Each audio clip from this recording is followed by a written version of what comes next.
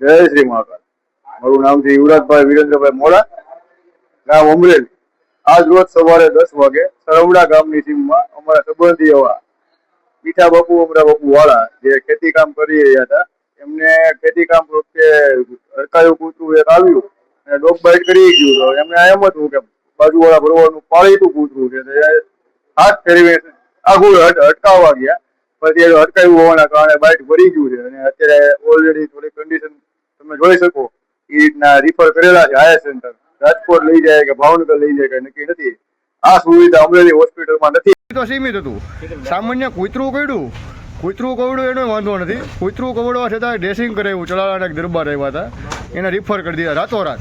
આપણી ભાષામાં કહીએ રાતોરાત મીન્સ કે અત્યારે આવ્યા અને કલાકમાં ટ્રીટમેન્ટ દઈને કે રાજકોટ રિફર કરી નાખો. આપણી પાસે ડોક્ટર નથી, સર્જિકલ ટ્રીટમેન્ટ નથી, સર્જરી નથી.